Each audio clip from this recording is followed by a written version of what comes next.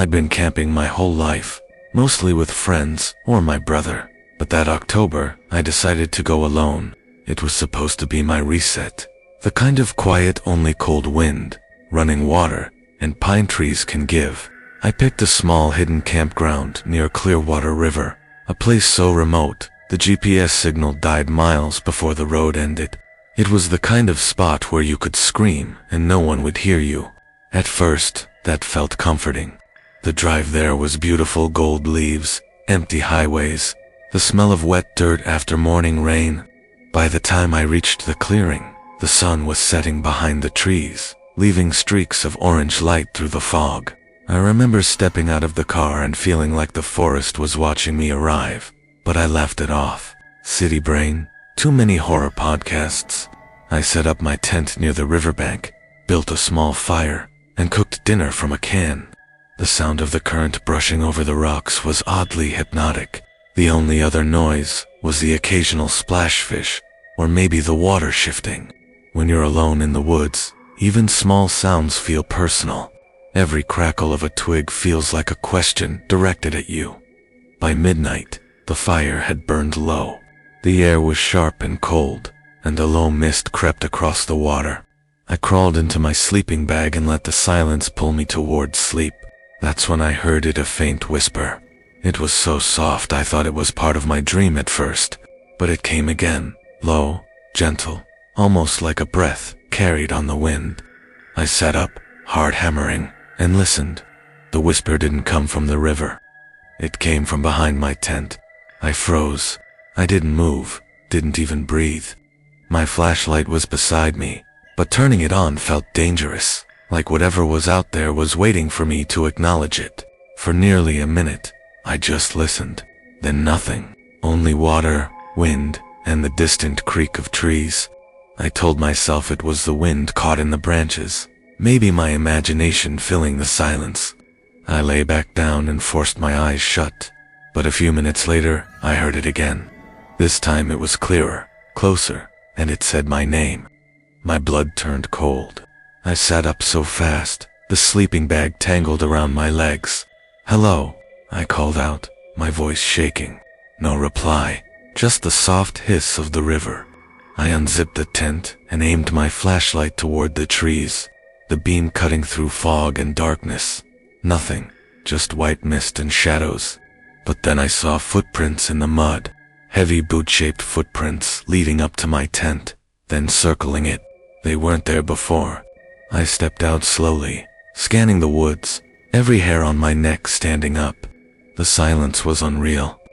Even the river seemed quieter, like the forest was holding its breath with me. And then, out of nowhere, the whisper came again, from deep in the trees. This time it wasn't gentle.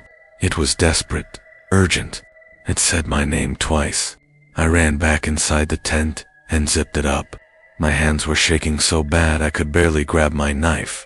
I sat there for what felt like hours, staring at the zipper, waiting for it to move. At some point, exhaustion took over. I must have drifted off because the next thing I remember was sunlight filtering through the tent walls. For a second, I thought it was all a dream, until I unzipped the tent and saw the footprints again. This time deeper, fresher, leading away from my campsite and disappearing into the woods. I should have packed up right then, but curiosity, that stupid, dangerous curiosity, whispered louder than fear. I followed the tracks. They wound between the trees for nearly 20 minutes, until they reached a small slope that dropped down toward the river. And there, on the other side of the water, stood a figure. He was facing me, motionless. A tall man, wearing what looked like an old ranger coat. His face was lost in shadow. For a moment, I thought maybe he was a park ranger, checking the area. "Hey," I called out. "Did you come by my tent last night?" He didn't respond. He didn't even move. I blinked, and he was gone. Just gone. 1 second he was there, the next only fog and trees. I backed away slowly, every instinct in me screaming to leave. The rest of the day was a blur. I stayed near my car, kept the fire big, tried to convince myself it was some hiker playing tricks. But when darkness came again, I couldn't sleep. I sat by the fire, clutching my flashlight, listening. Around 2 a.m., it started again, that whisper. Except this time, it wasn't across the river. It was right behind me. I turned, shining the light toward the sound, and for a split second, I saw him, standing just beyond the glow, face pale, eyes black as the river at night. His lips moved, whispering my name over and over, each time more distorted. I dropped the light. By the time I picked it back up, he was gone. That's when I realized the whisper wasn't coming from his mouth. It was coming from the water. Ripples moved toward the shore, as if something unseen had just stepped in. The whisper rose again, dozens of voices this time, all tangled together. I grabbed my bag and ran through mud, branches, and fog until I saw the outline of my car. When I looked back, I saw him again, standing knee-deep in the river, watching me leave. I didn't stop driving until sunrise. A few weeks later, I tried to find Clearwater River again, to prove to myself it was real. But no map showed a camping spot by that name. No ranger station had ever listed it, and that's when it hit Mide. Never seen a sign that said Clearwater River. The old forum post where I found it was gone, deleted. Still, sometimes at night, when everything is quiet, I swear I hear the same whisper. It starts soft, like wind through water, and then I hear my name. Just once. Just enough to make me remember that night by the river, and wonder if the forest still remembers me too. 2 years ago, my cousin and I decided to take a quiet weekend camping trip in northern Oregon. We'd both been exhausted, burned out from work, and needed a break from everything. It was supposed to be a simple getaway, no phones, no people, just us and the sound of nature. We picked a place called Haven Ridge, a lakeside spot about 3 miles off a dirt road that we'd found through a Reddit post. Someone described it as untouched, hidden, the kind of place where you'd never see another soul. That sounded perfect. We should have realized that's never a good thing. The first day was peaceful. The lake looked like glass. The trees were tall enough to block the wind, and for the first time in months, I felt calm. We spent the day fishing, telling stories, laughing about dumb things from high school. That night, we built a fire and stayed up late watching the flames fade into embers. By the time we crawled into our tents, the sky was ink black and silent. No cars, no crickets, just quiet. Sometime around 2 in the morning, I woke up. At first I didn't know why. But then I heard it, the crunch of leaves, slow, heavy, like someone walking in a careful rhythm just outside the tent. I froze, listening. It wasn't an animal. The steps were too controlled, too deliberate. My cousin whispered, "Did you hear that?" And I nodded, barely breathing. Then a voice came from the darkness, low and rough. "You boys got a light?" My cousin looked at me, eyes wide. I didn't answer. The voice spoke again, closer this time. "You boys got a light?" Same words, same tone. It didn't sound like a question anymore. It sounded like someone testing us. I cleared my throat and said, "We're good, man." Silence followed. Then the sound of laughter, quiet and breathy. Just one short exhale, and then nothing. The footsteps faded away. We waited until dawn to go outside. There were no other tents, no tire marks, no signs of anyone else nearby, but there were footprints, large and deep, leading from the trees right up to our campsite, before stopping beside the tent and disappearing back into the forest. No lantern, no flashlight marks, just footprints. We told ourselves it was probably some lost hiker who needed help, but deep down we both knew it didn't feel right. Still, we stayed another night. Stupid, I know. We made the fire bigger that evening and sat closer to it, trying to joke about what happened, pretending we weren't both looking over our shoulders every 5 seconds. Around midnight, we heard it again. Footsteps, slow and steady, echoing from across the lake. I shined my flashlight toward the sound and froze. There was a man standing on the opposite shore. I could barely see him through the mist, but he was tall, thin, completely still. "Hey," I called. No response. Then the same voice drifted across the water. "You boys got a light?" I turned to my cousin, and the look on his face said everything. The man didn't move. He didn't call out again. He just stood there watching us. What made it worse, he didn't have a flashlight, no lantern, no phone light, yet I could see him perfectly outlined like the moonlight was bending around him. Then he turned and walked into the trees, but the sound didn't come from across the water. It came from behind us. We stayed up the rest of the night, gripping the hatchet, whispering prayers we hadn't said in years. When the first light of morning touched the water, we decided to pack up. As we were rolling the tents, my cousin noticed something on a log near the edge of the lake. It was a Polaroid photo. He picked it up, and his hands started shaking. It was you sitting by the fire from the night before, taken from across the water. Neither of us took it. Neither of us even owned a camera. We dropped everything and started down the trail. Halfway back, I saw something nailed to a tree, a second Polaroid. The same photo, only this one had something written on the back in smeared ink. It said, "Thanks for the light." We ran the rest of the way to the car. When we reached town, we went straight to the sheriff's office. The deputy listened quietly as we told the story, but he didn't seem surprised. He said campers had gone missing up near Haven Ridge before, always near the lake. People talked about a man who walked the woods at night, asking for a light. The locals said he was a ranger who'd disappeared years ago after getting lost during a storm. His name was Harold Kent. A few weeks later, I saw his missing person flyer on a bulletin board outside a diner. The photo showed a smiling man in a ranger's coat, holding a flashlight that wasn't turned on. I stared at that picture for a long time, trying to convince myself it was just coincidence. But a month after the trip, my cousin got a small package in the mail. No return address, no stamp, just his name. Inside was a single Polaroid photo, the same one, us by the fire. On the back, written in the same shaky handwriting, were the words, "You boys got a light." That was the last time either of us went camping. Even now, when I walk outside at night and the air smells like pine, I feel that same cold air from the lake on my neck. Sometimes I think I hear footsteps behind me, soft, measured, like someone walking carefully, staying just out of sight. I tell myself it's nothing, but part of me knows better. Whoever that man was, he's still out there somewhere in the dark, asking the same question.